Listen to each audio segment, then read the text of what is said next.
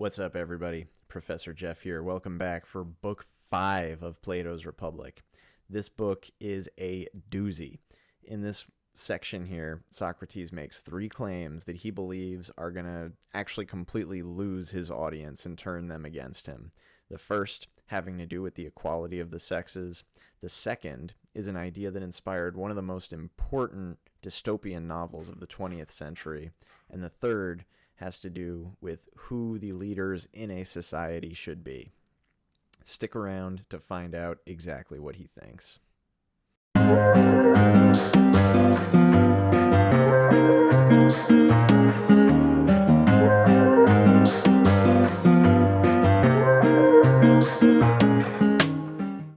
All right, so to pick up from where we left off in Book 4, let's remember that Socrates gives us a great definition of justice. Okay, we're talking about on the large scale within the city, as well as on the small scale within an individual. Remember, justice for Socrates and arguably for Plato is simply minding your own business. Now, what does this look like? In a city, he believes there are 3 distinct social classes. There are the guardians, the auxiliary people, who are basically builders, cooks, people who do things, make things with their hands, laborers, essentially. And the third are money makers, simply people who are preoccupied with trading. Now, each of those classes doing their own thing, not trying to do what any of the other classes are doing, that for Socrates and Plato is justice. Now, this also happens within the self, within the soul or the mind or the psyche. There are 3 parts. There is the calculating, the desiring, and the spirited parts. And spirited really just meaning the emotions. And Plato believed that the calculating part should be in charge. Just like the guardians should be in charge of the city, the calculating part of the soul should be in charge of the individual. So there is this aspect of each of the different parts minding their own business, doing their own thing. But then there's also, he says, a natural order of leadership within both a city and within an individual. Within a city, the guardians are the best kind of people, therefore they should be the ones in charge. And in an individual, the calculating part of the soul is the best part, and that should be in charge of the other ones. So you might think, okay, argument's done. Cool, we know what justice is now. But Glaucon brings up a point from the past, which starts Socrates on this path that he believes might be a little bit too radical for his audience. And that point being about the organization of families and social structures within this perfect city, especially with regard to the guardians, because Socrates was like, hey, the guardians can't be raised like regular people. They need to live communally, they need to be provided for by the city, and they can't be allowed to become rich. He also said something about how the families are organized, and that is where Glaucon wants to come back to and say, hey, what exactly did you mean there? So this sets off what is referred to academically as the 3 waves. Okay, these waves are a metaphor. Think of them as waves on the sea in a storm of ideas. Now that storm is kind of rough. It's kicking up some interesting thoughts for us, right? But then Socrates says, okay, these 3 waves that are coming, each one is going to be bigger and a little bit scarier than the last, and each one consecutively is going to have a greater chance of getting you off my side. But hear them out. And the first one has to do with the equality of the sexes. So, just for context, in ancient Greece, women weren't allowed to participate politically in society. It's just how it was. That said, Socrates argues that women should be allowed to be guardians. This is for a couple of reasons. So in this city, right, remember, everybody gets the job that is best suited for them because they're best at this thing, right? Their souls and their bodies are formed in such a way that there is a thing they're best at. Musicians should just do music. People who are good at cooking should just cook and bake. People who are good at raising animals should be herders. and so on and so forth. And then, of course, The people who are properly spirited, courageous, swift, strong, and good at learning should be guardians. Again, for Socrates, those are the best kind of people. So, Glaucon asks, can women be guardians? They are warriors, after all. This is the warrior class. They protect both the citizens from internal threats, from random acts of violence and thievery, as well as from invading nations, and they even work to expand the borders of the city when appropriate. So, Socrates can't just answer this question with a yes or no. He goes through this circuitous argument about how different people have different natures, and while people may be biologically different from each other, they will have more in common with people who have a similar nature. And people who have similar natures are inclined towards specific activities. They are good at certain things. So a man who bakes is going to be very similar to a woman who bakes.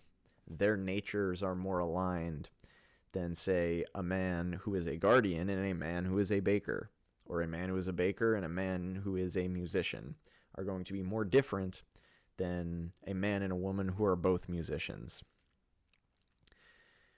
He also believes that there is an innate quality to the guardians that makes them better than most other people. Now, look, we may not agree with this now, with this kind of thinking, that's fine. But as for the consistency of the argument that he's trying to make, he has to admit, women can be guardians. This also allows men and women, male and female guardians, to mate with each other. And this brings up the second wave, really what we might consider the craziest of them all. Maybe not. Who knows? Let me know what you think about this one in the comments. But this second wave here inspired the dystopian novel Brave New World by Aldous Huxley. So once this question of whether or not women can be guardians is settled, Socrates says yes, obviously. Then there's the question of reproduction and the organization of families. So Socrates argues that guardians should actually be selectively bred. You take, not only are the guardians separated out from the rest of the population to do their own thing, but the very best of the guardians should be selectively mated with the very best of the guardians. And that way you get the very best offspring. But all of the children within the guardian class should be raised as a whole.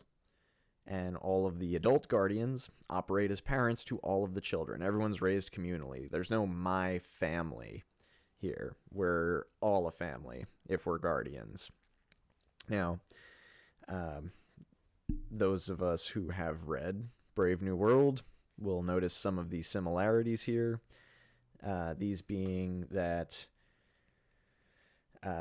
there's like this caste system, right, that is determined somewhat by intelligence, physical attributes, and then also conditioned to a certain degree.